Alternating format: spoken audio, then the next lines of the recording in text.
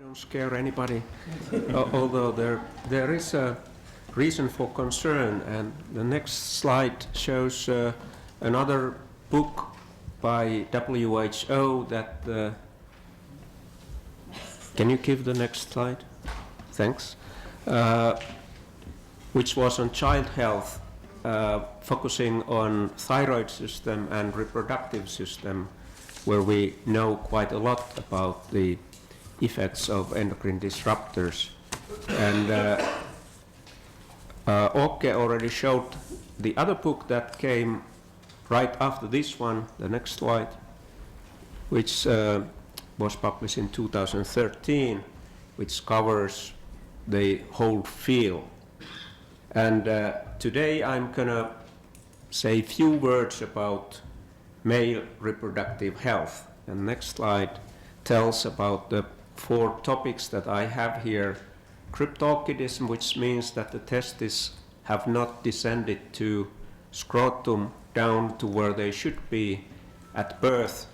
Hypospadias, that is the penile malformation, sperm, and testis cancer. So the next slide tells that it matters how many sperms you have. This is a study 20 years ago done in Denmark for the first pregnancy planners who were invited to donate sperm for the study, and then the researchers followed how long did it take to get the pregnancy. And in this study there was a threshold of 40 million per milliliter sperm in semen, where the fecundity or fertility starts to decline. So if you have less than 40 million sperms per milliliter of semen, it takes long time to get the pregnancy. Remis Lama did another study where the limit was a little higher, up to 55 million per ml. It's somewhere there, the threshold, around 50 million per ml. Then if you have more, like many do, if you have 100, 150 or 200 million, it doesn't matter so much.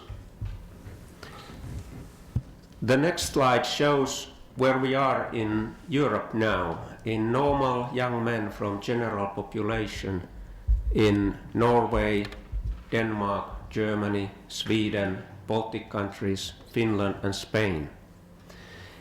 The Finns used to brag about their good semen quality and high sperm numbers, but there's nothing to be proud about any longer if one thinks that it's the cause for pride to have a lot of sperm.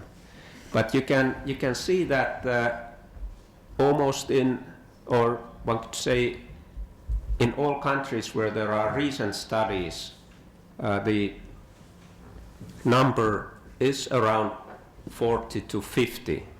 That means that half of the men have lower than that sperm number.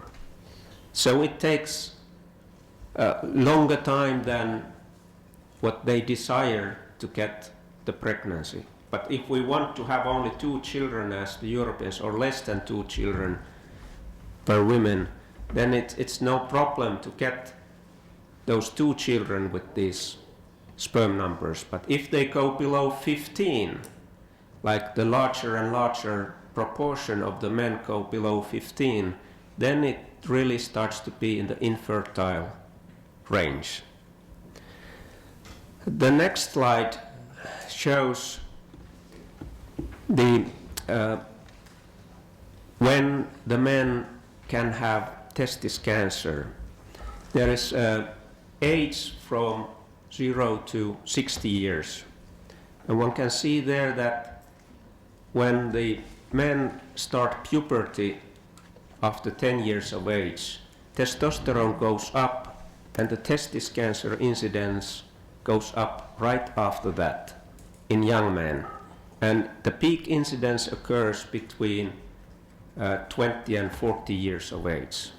And in the old age, in my age, it's the risk is already rather small. And why is this? It is because the disease has its origin during fetal life, and it needs hormonal stimulation to grow and become a parent. This also means that every case of testis cancer will be diagnosed, because this disease kills the man if it's not diagnosed. But the good news is that 95% of men are cured quite easily. This was one of the first cancers to be cured with cytostatic or chemotherapy. So it means it's registered very well. And the next slide shows testis cancer incidence in different European areas. Some with good registries, maybe some less good. I'm not sure about the Russian registry, but it's increasing even there. And the next slide shows testis cancer in Nordic countries, where Norway and Denmark are on the top. But in all countries, the incidence goes up pretty fast, I would say. In Finland, it has quadrupled since 50s, over one generation. And we don't know the reason, but we have some nature experiments that tell about the risk factors for testis cancer. And the men who have poor testosterone production or androgen receptor that is not functioning normally have an enormously high testis cancer risk. So high that there is a recommendation that men who have poorly functioning androgen receptor should be castrated before puberty to prevent the disease. But we don't have this disease. It has not increased. The androgen receptor gene structure is quite normal in 99% of us. But there is something else that is disturbing androgen function in fetal life that most probably is causing this. And what is that? That's what we want to know. The next slide shows a study that we started about 20 years ago in Finland and Denmark, where we wanted to see that why is it that Denmark used to, at that time, had 4 times higher incidence of testis cancer than men in Finland. And we recruited in these two countries 5,000 families during pregnancy, and then they got 2,500 boys from those pregnancies, and we followed them from pregnancy up to adulthood, that now the first ones are 18 years this year. And the first finding was, in the next slide, that cryptorchidism, that is the most common birth defect in boys, next slide, the incidence was much higher in Denmark than in Finland. Denmark in red and Finland in blue. And the next slide shows that it just goes hand in hand with the testis cancer incidence in these countries. And we know that the cryptorchidism is the best characterized risk factor for testis cancer. So they share the risk factors. The next slide is showing what is hypospadias. There the urethra doesn't open into the tip of the penis, but somewhere in the shaft, and needs a surgical correction. This is also an outcome that is comes if you disturb androgen action. And the next slide shows that in this same study, the Danes had much higher prevalence of hypospadias. Now, why was that? The next slide is just a summary of what happens if one exposes animals to anti-androgens as in utero. They will get hypospadias, cryptorchidism, they will have this genetic testicular structure similar as we see in testis cancer men around cancer, and they have impaired spermatogenesis. And the next slide tells that if we put these together, we get effects at very, very low levels, much lower than what are the no observed adverse effect levels that we use these days. Ulla Haas is there in the center of this room, and she has done, and the researchers in EPA in the US have done the similar mixture studies showing that, for example, these anti-androgenic fungicides, vinclozolin and prosimidone, have this effect, as well as the pesticide or the crop protection agent Prochloras and the old pesticide DDE and a phthalate, dibutyl phthalate. If you test them one by one, you will get 0% of hypospadias. When you put these together, you get hypospadias in 100% of the pups. The next slide, please. So it's difficult to study testis cancer in men because there is a long time lag between possible exposure and testis cancer.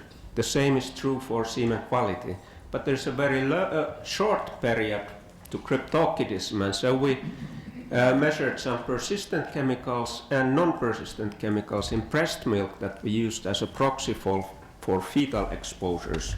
And the next slide tells that of the total 111 chemicals that we measured, 6 top significantly different exposure levels. All of them were higher in Denmark than in Finland. And the next slide shows an example of pesticides where the difference between the cryptorchid boys and normal boys is not large.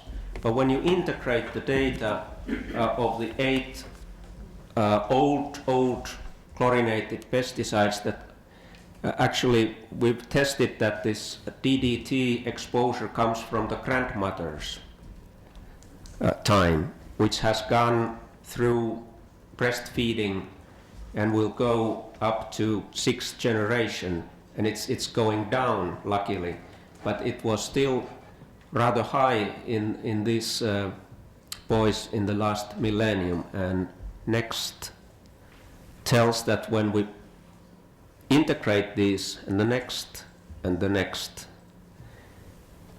there is more in cryptorchid boys. But of course this is a marginal difference.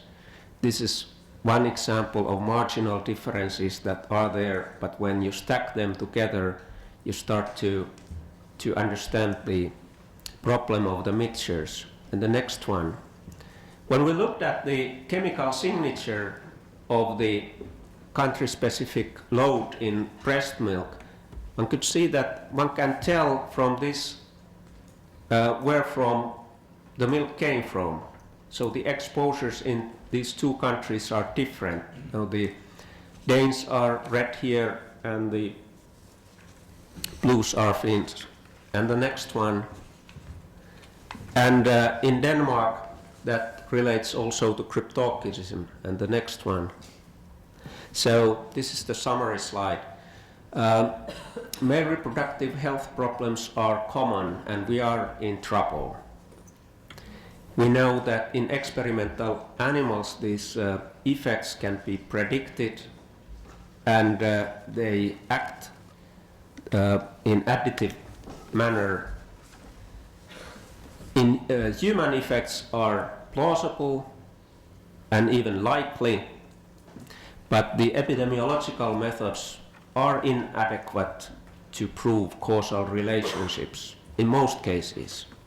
So we shouldn't wait for such studies, but we should integrate the data from what we know about physiology, toxicology, and experimental work to protect people in time.